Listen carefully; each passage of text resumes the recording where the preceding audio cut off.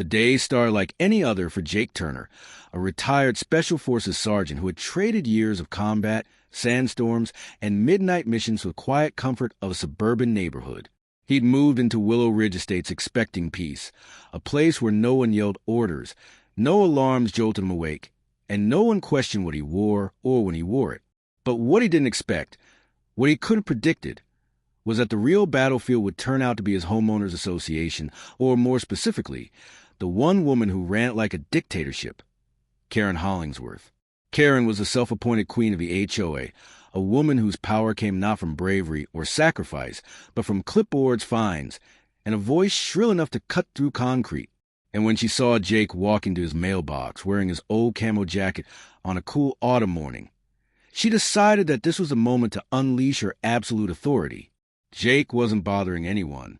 He wasn't blasting music, painting his house green, or violating any noise ordinances. He simply walked down his driveway in a jacket that had more sentimental value than anything else he owned, a jacket that had traveled through cities and deserts, been soaked in rain and sweat, and carried the weight of the brothers he lost overseas.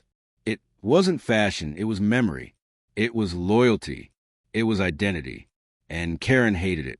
She marched toward him with the determination of someone who had been waiting her whole life to criticize a veteran. Her heels clacked on the pavement like an impatient metronome as she waved her clipboard in the air. "Excuse me," she shrieked before she was even close enough to speak at a normal volume. "That jacket, whatever that is not allowed in this neighborhood." Jake turned slowly, as if giving himself a second to breathe, to remain calm, to remind himself that this wasn't a war zone. This was just a woman with nothing better to do. "My jacket?" he asked, genuinely confused. "Yes, your camo thing. We have rules here.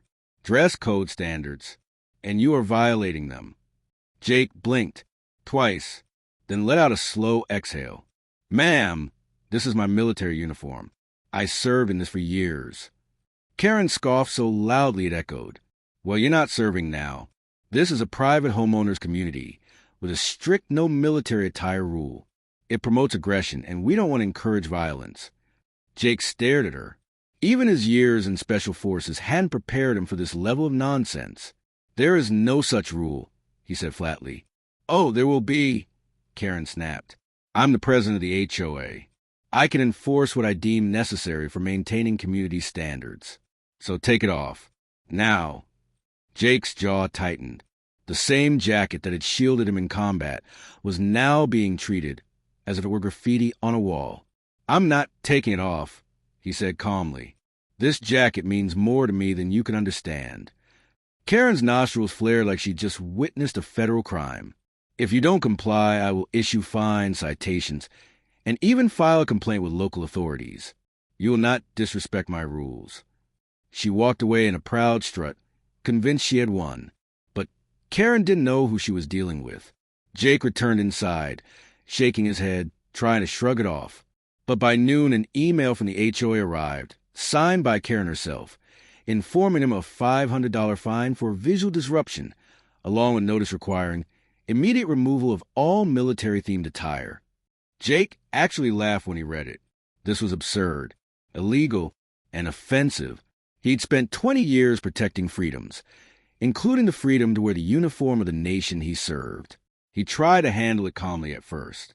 He wrote back respectfully, quoting state and federal laws that protected veterans' rights. But Karen didn't want logic. She wanted power. She doubled the fine, then tripled it, then threatened legal action. Then, unbelievably, she posted a photo of Jake on the community Facebook page with a caption, "Aggressive resident refuses to comply with safety rules." That was the moment Jake's patience ended. Not because of the fines, not because of the threats, but because she tried to turn his neighbors against him, tried to paint him as dangerous after he had risked his life for people just like her. So Jake made a call, not to a lawyer, not to the police, but to a few men who understood exactly what that jacket meant. Men who didn't need explanations, only an address and a time. The next morning, Willow Ridge Estates woke up to something no suburban neighborhood had ever witnessed. A convoy of matte black trucks rolled into the community, engines rumbling low, windows tinted. Out stepped 8 men, built like steel, moving in perfect synchronization, wearing clean, pressed uniforms representing the Special Forces unit Jake had once been part of. These were not average soldiers. These were elite operators, men who had fought with Jake, bled with Jake, and owed him the same loyalty he had always shown them. Karen, of course, saw this as some kind of invasion. She stormed out her house screaming, "This is private property. You cannot bring men like this here." One of the men, big, stoic, buzz-cut, gave her a gentle nod and said, "Ma'am, we're here for Jake." That made her even angrier. He is violating HOA rules. You people can't just parade around in uniforms. "Ma'am," another operator said calmly, "we're here to educate the HOA board on veterans' rights." That sentence, which was completely true, terrified her. Jake stepped out of his house then, wearing the same camo jacket she tried to ban. His brothers surrounded him, not protectively, but proudly. "Jake," their team leader said, "heard you were getting bullied." Jake shrugged. "She's been trying." The team leader looked at Karen with the expression of someone assessing a threat level and determining it was barely measurable. "Ma'am," he said in a perfectly calm, respectful tone, "you cannot legally restrict a veteran from wearing military attire. Attempting to do so violates federal protections and can result in fines or legal action against you." Karen stuttered, something she almost never did, being so used to having the final word. This neighborhood has standards." "Yes, ma'am," he replied, "and so does the United States military." What came next was something no one in the subdivision would ever forget. Jake had told his team not to intimidate her, not to threaten her, not to mimic the militaristic authority she tried to wield. Instead, he wanted her to understand, truly understand. So they requested a meeting, an official HOA meeting, right there on the cul-de-sac, attended by dozens of neighbors who peeked out of their doors and eventually walked over once they saw the uniforms. Karen tried to shut it down. "We cannot have a meeting without prior notice." "We just did," Jake replied calmly. "Right now?" The neighbors quietly watched, intrigued. The Special Forces team presented a folder. Cool, professional, factual. Inside were federal documents explaining the rights of veterans, legal protections, and proof that Karen's fines were not only invalid but potentially discriminatory. Then came something no one expected. Jake's team didn't just defend him. They educated everyone.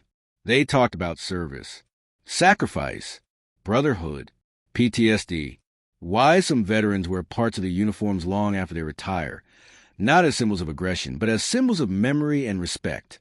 By the time they finished, half the cul-de-sac was emotional.